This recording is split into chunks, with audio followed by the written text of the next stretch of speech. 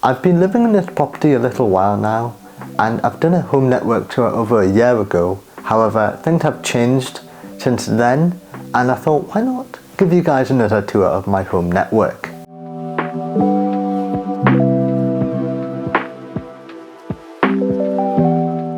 So starting off with the router, which is located in this room.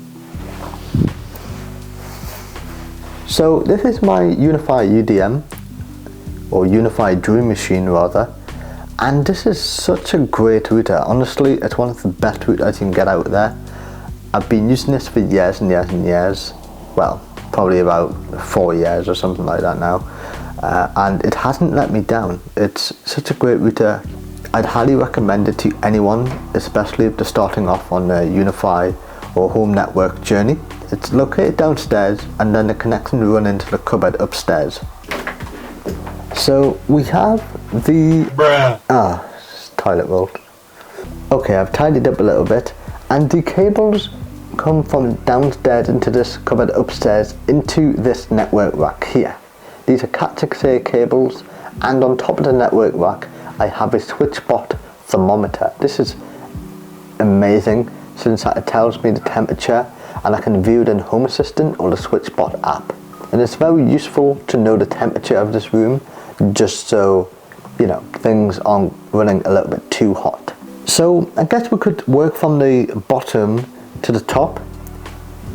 And starting off, we have the Synology NAS DS218 Plus. This is such an amazing NAS, and I've been using this for a while now.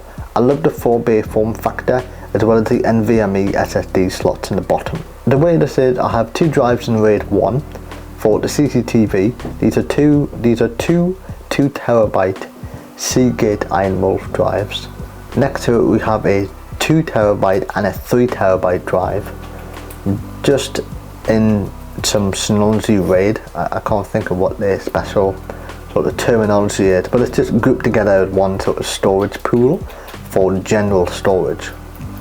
And then underneath we have a 4TB NVMe SSD I use for video editing. Although unfortunately what I don't like about this NAS is you have to use Synology proprietary SSDs, at least for the M.2 form factor, otherwise it just wouldn't really work, and it's a bit frustrating.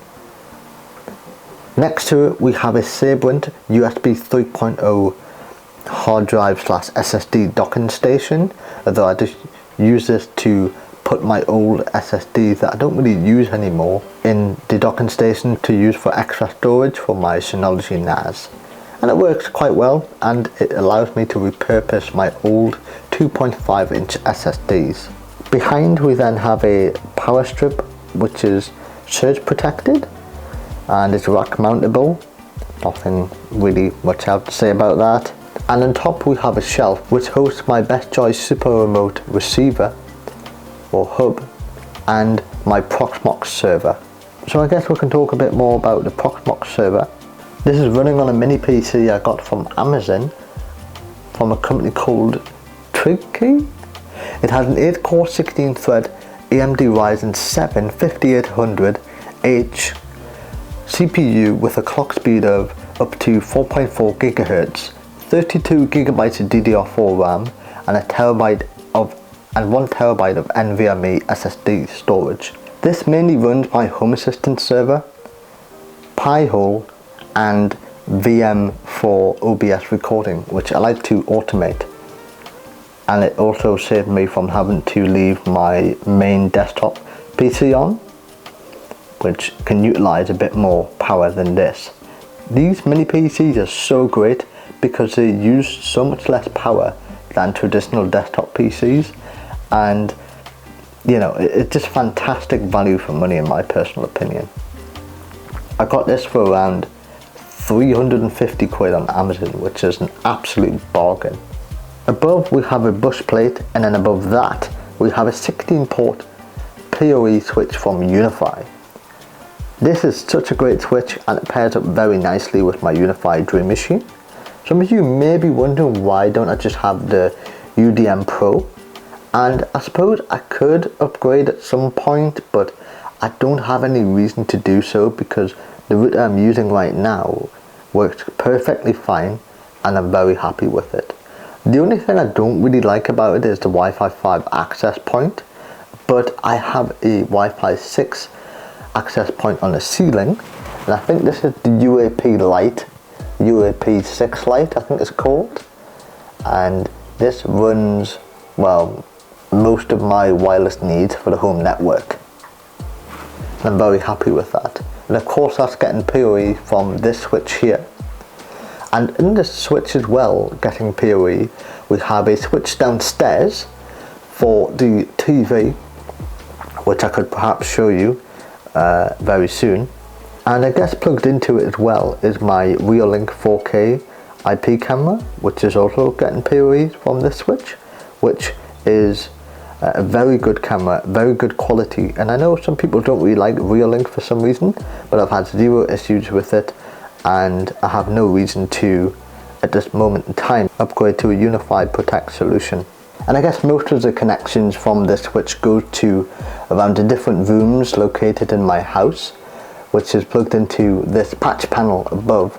This is also a Cat6a rated patch panel, and yeah, it serves its purpose very well. Now you can probably tell I have run out of space on my switch. I'm thinking about upgrading to a 24 port switch, which I guess I'll probably do if I guess need to in the future. I guess I paid for the whole switch, I may as well use the whole switch. Although actually I haven't used the SPF connectors just yet anyway. Okay, I guess I can show you the little switch I have hidden behind the TV downstairs.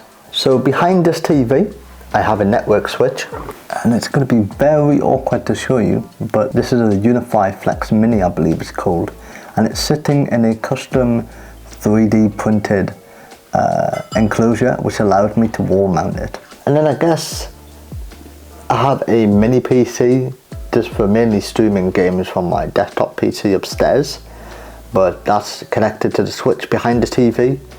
And yeah, I know it's a bit strange having a mini PC in the kitchen, but I guess I spend a lot of my time in the kitchen.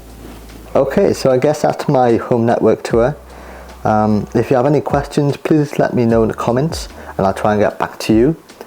And if you have any suggestions, what you change, upgrade, etc., I'm all ears. I'd be happy to hear your suggestions.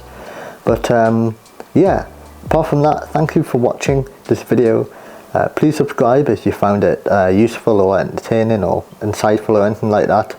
And yeah, enjoy the rest of your day. Thanks for watching and God bless.